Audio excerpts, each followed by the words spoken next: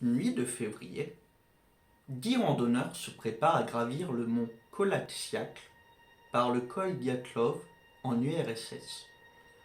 Pour 9 de ces personnes, ça sera la dernière expédition. En effet, ils seront retrouvés décédés dans des circonstances étranges et particulièrement violentes. Certains ont leur crâne fracturé, d'autres ont perdu leurs yeux, voire leur langue. Enfin, pour ajouter du mystère, certaines personnes avaient des traces de radiation. Cette affaire a eu lieu en 1959, accompagnée de nombreuses théories. Il a fallu attendre 60 ans, en 2019, pour enfin avoir les réponses à cette étrange histoire. Dans cette vidéo, je vais vous présenter le déroulement de l'expédition, puis nous verrons les différentes théories, et enfin, nous étudierons la théorie envisagée en juillet 2020. Un groupe de randonneurs, au nombre de 10, décide de se former pour atteindre Hautorten, une montagne située à quelques 10 km du lieu de la tragédie. La route qu'ils vont prendre est réputée être l'une des plus dangereuses et les plus difficiles en cette période de l'année. Mais les randonneurs sont expérimentés et ils sont donc préparés pour cette expédition. Les journaux et appareils photo retrouvés sur le camp permettent de retracer avec précision leur itinéraire jusqu'au jour du drame. C'est le 27 janvier que leur excursion débute. Les premiers jours, il n'y a pas d'incident, excepté un des randonneurs qui va tomber malade et qui doit donc arrêter l'expédition. Ça sera une maladie qui lui aura sauvé la vie. Maintenant, au nombre de 9, ils arrivent à leur dernière étape le 31 janvier. Le 1er janvier, après avoir déposé des vivres excédentaires et de l'équipement, ils débutent leur ascension du col de Dyatlov. Les randonneurs ont prévu de camper la nuit de l'autre côté du col. Mais, en raison du blizzard et de la faible visibilité, ils s'égarent. Après avoir remarqué leur erreur, ils prennent la décision de s'arrêter et de camper là où ils sont. Leur décision a paru étrange à de nombreuses personnes. En effet, ils prennent la décision de camper sur une pente alors qu'une forêt leur permettant d'être à l'abri des intempéries et des dangers de la montagne se situe à seulement 1 km de l'accident. Dyatlov, le chef de l'expédition, avait prévu d'envoyer un télégramme à leur club sportif pour le 12 février au plus tard. Malgré l'absence du télégramme, il n'y eut aucune réaction au départ, car les retards sont fréquents sur ce type d'expédition. Ce n'est que le 20 février, sous la pression des familles, qu'une équipe de secours se forme. Le 26 février, l'équipe de secours tombe sur la tente, gravement endommagée et découpée à partir de l'intérieur. On y retrouve du matériel et même des chaussures, ce qui montre que les randonneurs sont partis pieds nus et dans la précipitation. L'équipe de secours suit des traces de pas qui mènent à un bois tout proche du campement. Ils vont découvrir les restes d'un feu, ainsi que les 2 premiers corps, uniquement en sous-vêtements. Il semblerait qu'ils aient essayé de grimper sur un pin. Entre cet arbre et le camp, 2 autres corps sont retrouvés. Ces 2 personnes semblent vouloir essayer de regagner le camp au moment de leur mort. Il faut attendre le 5 mars pour retrouver une 5e personne. Puis, c'est le 4 mai que les 4 dernières personnes sont retrouvées dans un ravin. Les 4 victimes sont mortes de façon extrêmement violente. Une a 10 côtes brisées, et sa langue et ses yeux ont disparu. Une autre a le crâne fracturé. L'enquête débute immédiatement après la découverte des 5 premiers corps. L'examen conclut à une mort par hypothermie, car les corps ne montrent pas de signes d'agression ni de blessures pouvant causer la mort. Les 4 derniers corps sont examinés plus tardivement et ils vont changer la donne. 3 des 4 personnes présentent des blessures mortelles.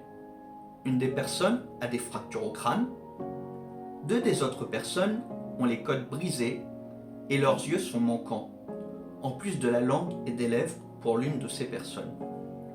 Enfin, les vêtements de certaines victimes émettent d'importantes quantités de radiation.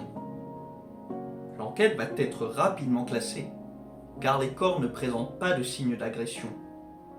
Au moment des faits, la température était extrêmement basse, autour des moins 30 degrés, mais les personnes étaient toutes peu habillées. Un mystère qui peut s'expliquer par le déshabillage. Paradoxal, c'est un comportement qui a lieu lors des hypothermies sévères et qui mène à des problèmes de désorientation, pouvant conduire la personne à se déshabiller, pensant avoir trop chaud, alors qu'elle est en train de mourir de froid. Les enquêteurs vont conclure que la cause des décès est une force irrésistible, n'ayant pas d'explication concluante autour de cette affaire.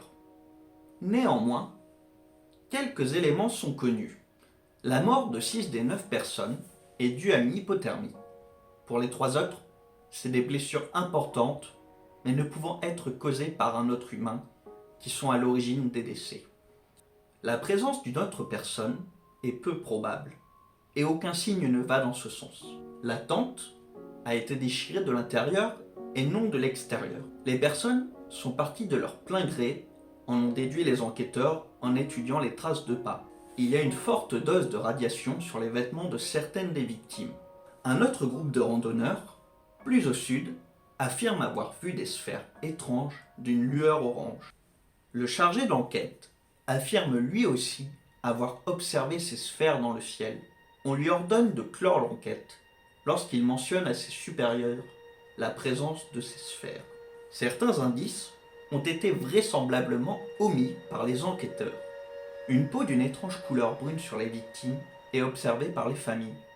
Une présence importante de radioactivité sur les lieux du drame, beaucoup de ferraille dans les alentours, ce qui permet de spéculer sur une présence militaire. Au niveau de l'autopsie, certaines incohérences sont aussi mises en avant. Le décès par hypothermie peut n'être qu'une hypothèse, car certains indices allant dans ce sens ne sont pas présents sur le corps des victimes. La description post-mortem est pratiquement identique chez 5 des victimes.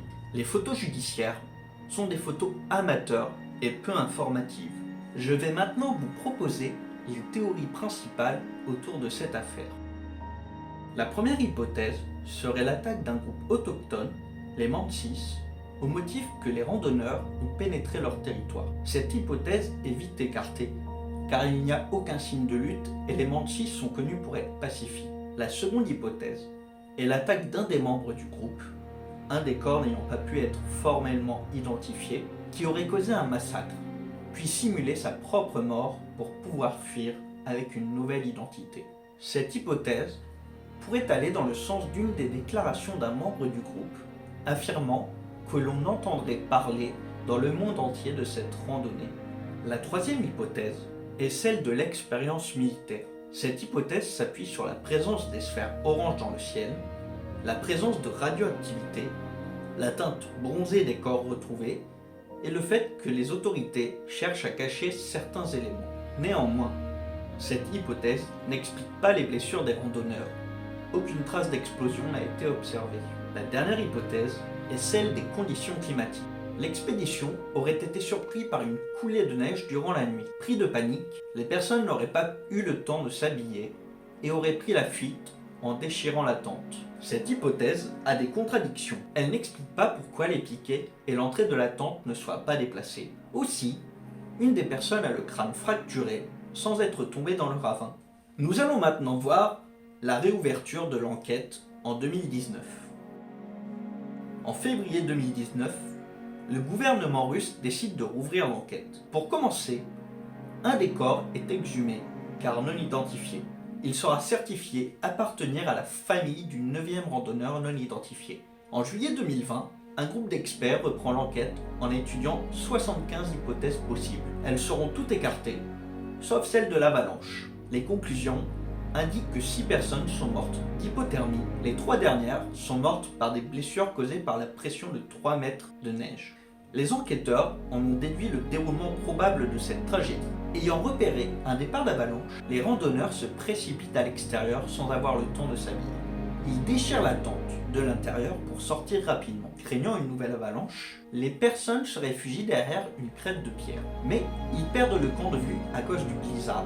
Ils descendent ensuite vers un bois pour faire un feu sous un pin. Ce feu dure un certain temps, mais il finit par s'éteindre. 2 personnes meurent faute de pouvoir se réchauffer suffisamment. Les 7 survivants décident de se séparer en 2 groupes. 3 personnes décident de retourner au camp, mais ils meurent d'hypothermie. Les 4 dernières personnes décident de construire un abri avec les branches d'arbres, mais ils fragilisent le milieu, provoquant une nouvelle avalanche. Ils tombent tous les 4 dans le ravin et meurent des suites de leurs blessures. Avec l'aide de simulations informatiques, 2 chercheurs indiquent que le scénario envisagé est le bon. Ce scénario explique ainsi toutes les blessures retrouvées sur les corps et les effets des avalanches sur les randonneurs. Concernant les radiations, le col Dyatlov est connu pour avoir un fort taux de radiation naturelle. Et voilà, cette histoire est finie pour aujourd'hui. J'espère qu'elle vous a fasciné autant qu'elle m'a fasciné. Si vous voulez me soutenir, mettez un like, commentez et partagez cette vidéo. En attendant, je vous dis à la semaine prochaine et j'espère que vous ne ferez pas trop de cauchemars cette nuit.